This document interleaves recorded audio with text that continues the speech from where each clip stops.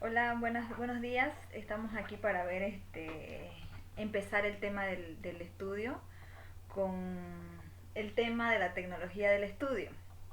Entonces tenemos aquí una persona que nos va a ayudar a aclarar todas las dudas que existen y que nos permiten tal vez no completar una metodología de estudio. Está con nosotros Vladimir Agudo. Hola señores, ¿qué tal? Aquí firme, a ver si podemos profundizar un poco en el tema del estudio.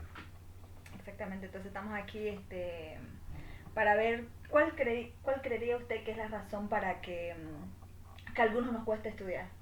Bien, una de las principales razones por las que a alguien le cuesta aprender un tema, no puede aprender o terminar de aprender algún tema que es un poco largo, principalmente y para empezar, sería el propósito.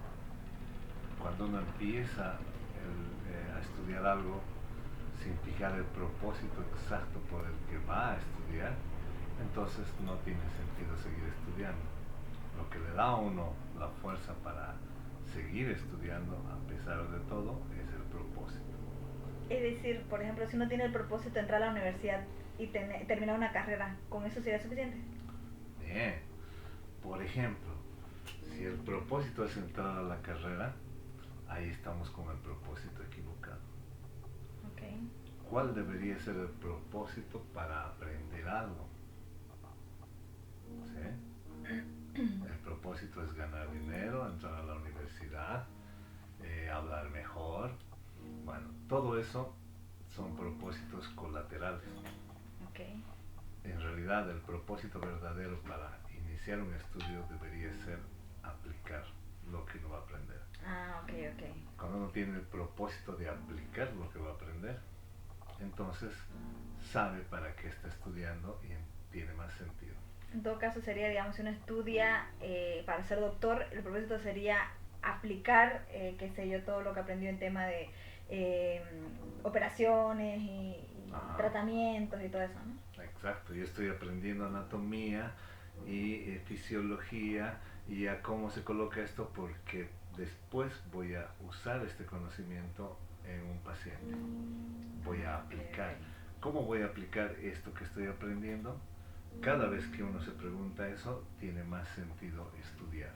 ¿Y cómo serían los niños, por ejemplo? ¿Ya? En el colegio estamos hablando del nivel primario, Ujú, que directamente, bueno, ellos tal vez no tienen el propósito, pero los padres sí, ¿no? ujú. Que es que terminen todo el nivel primario, secundario y etcétera, ¿no? Bien. Entonces a los niños hay que inculcarles el propósito. ¿Para qué estás estudiando? ¿En qué te va a servir esto que estás aprendiendo ahora? ¿Cómo aplicarías este tema a tu vida? ¿Cómo aplicarías a tu día a día?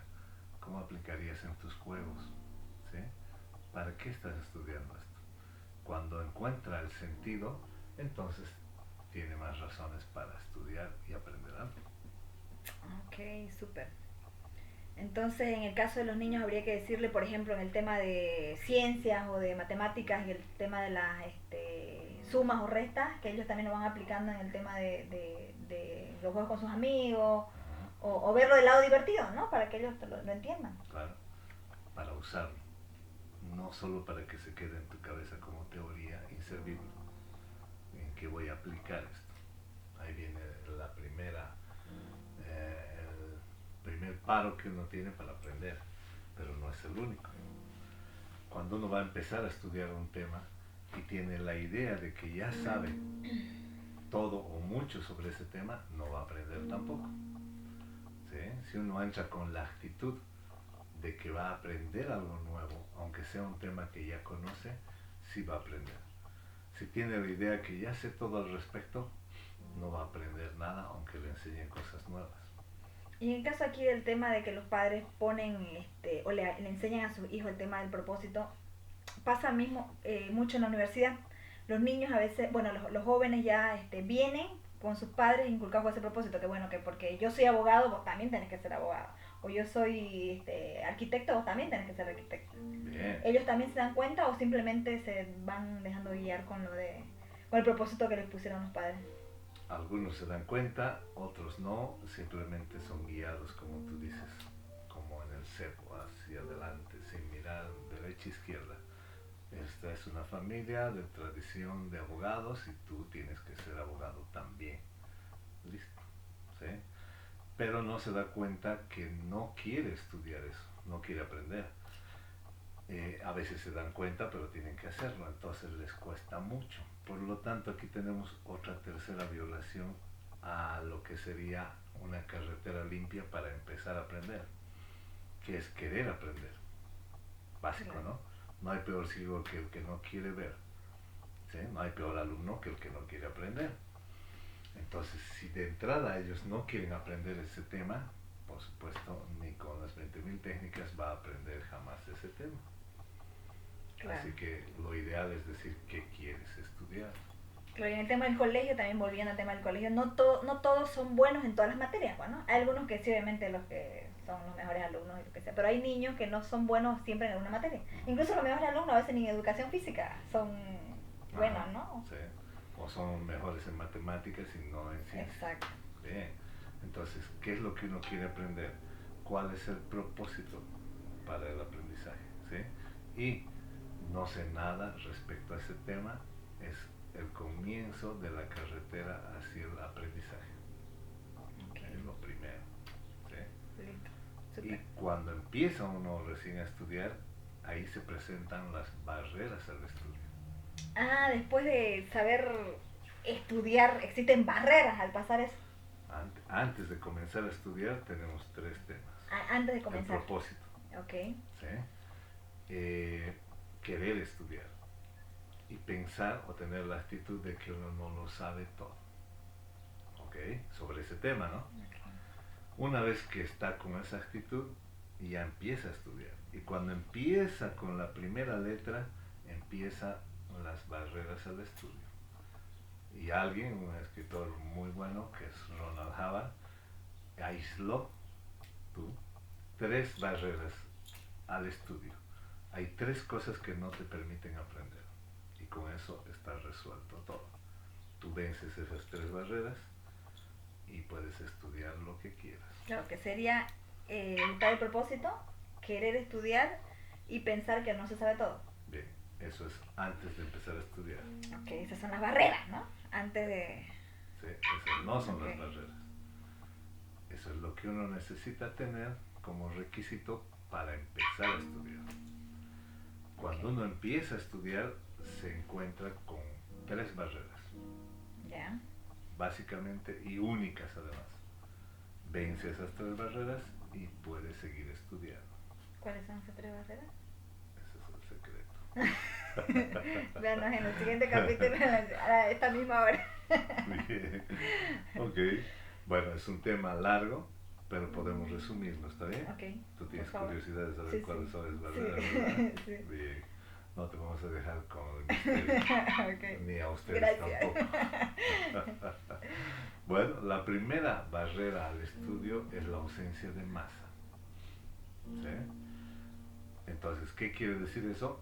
Lo que dice. Cuando uno no tiene la masa, el objeto sobre el que está estudiando, empieza a sentirse como aplastado. Hasta le puede molestar el estómago, la cara aplastada, cansancio, los ojos hundidos, porque está tratando de hacerse la idea de sobre qué está estudiando. Entonces, si alguien está estudiando sobre delfines y nunca vio un delfín, entonces le muestras un delfín. Okay. Pero si no hay delfines cerca, le muestras un muñequito de delfín. Y si tampoco hay eso, aunque sea una foto o un dibujo, la masa, de eso estás aprendiendo. Y se va a sentir mejor. Has debido ver a algunos estudiantes que están así aplastados, se echan sobre el banco, escriben así. Sí. Es justamente por la ausencia de masa. Es como si la cabeza les pesara, entonces se apoyan. Porque si no se cae su cabeza. Claro, pero igual se echan, ¿no? Contra el escritorio. Ajá. Es porque no tienen masa. Cuando veas a un estudiante así, le das la masa, le dices, a ver, ¿sobre qué estás estudiando? Dibujemos, veamos, hagamos plastilina, algo que te diga, que te dé masa sobre lo que estás estudiando. Ok. La segunda barrera es el gradiente saltado. Cuando uno está estudiando en gradientes o en grados, en secuencia hacia arriba, y resulta que se salta un paso, una secuencia, ¿sí? De la suma se salta la resta porque ese día no fue a clases y pasa después a la multiplicación y la división. Y como se saltó la resta, no va a entender la división. Claro. Y le cuesta mucho y después dice no sirvo para matemáticas. Y es porque hay que retroceder donde se quedó el malentendido, donde se saltó el grado que debería seguir.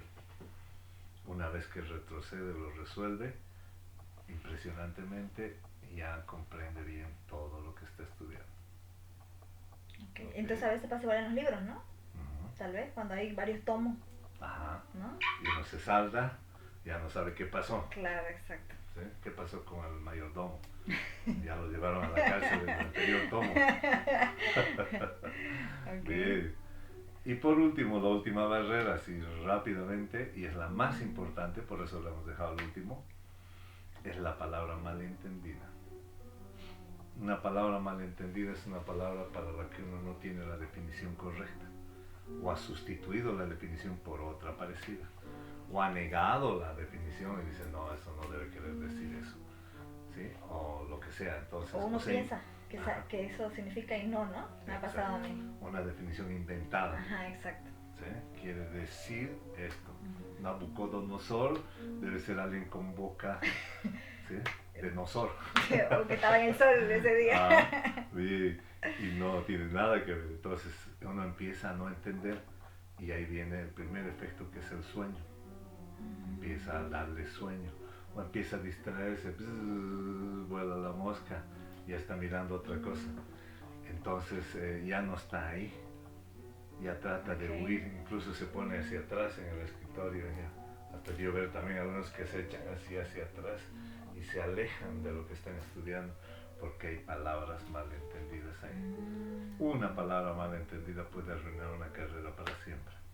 Claro, incluso, pero venciendo estas barreras uno puede incluso estudiar algo que tal vez le puede haber implantado la madre o el padre, ¿no? Porque si una vez la madre dice, no, mira, vas a ser un abogado, y le muestra un abogado que, pues, no se puede ser su padre o ella misma, y bueno, él estudia en base a eso porque que se ha presionado o lo que sea, y cumple todas las clases y todo, y va entendiendo las palabras malentendidas, puede lograr ser un abogado también, ¿no? Claro, yo se puedo estudiar, entiendo todo, ya lo sé, voy a aplicar esto de alguna manera en mi vida, listo, o le voy a dar el título a mi mamá, para eso será. Como le pasó a Julio Verne. ¿Qué le pasó? Que él, o sea, usó su familia quería que sea abogado. Entonces él usó esa insistencia de su padre para irse a vivir a París y que le paguen toda la estadía en París. Estudió, se graduó de abogado, pero él fue escritor, pues, ¿no? Vale, ¿no? Pero logró aprender. Claro, derecho. Al final salió todo de derecho y todo. Incluso creo que cuando se casó salía que él era abogado en su acta, pero él fue y se dedicó y bueno, nunca ejerció pues el tema de ser abogado, ¿no? Solo fue escritor. Bien, buenísimo. Interesante esa historia. O sea que, como decía al principio, vences las 3 barreras y no hay algo que no puedas estudiar aunque no te guste. Porque tenía otro propósito, igual usó su propósito principal, que era irse a París para escribir, y usó, bueno, y venció esas barreras, pues, ¿no? Bien. ¿Está claro? Sí. Ok. Bueno, eso es el tema del estudio. Muy bien, la verdad que es muy interesante. He aprendido mucho y todo también me imagino. Bien, me alegro. Ok, es un buen momento para despedirnos. Sí, creo que ya quedó más claro el tema del método de estudio, las barreras que existen y bueno, el tema del propósito en sí del estudio, así que continuamos en en el próximo video con otro tema de mayor interés. ¿Otro tema me invitarás? Claro que sí. Okay. Va a ser bienvenido siempre. Bueno, nos despedimos aquí, Vladimir. Nos vemos. Adiós. Hasta el siguiente video. Ok. Bye. Adiós.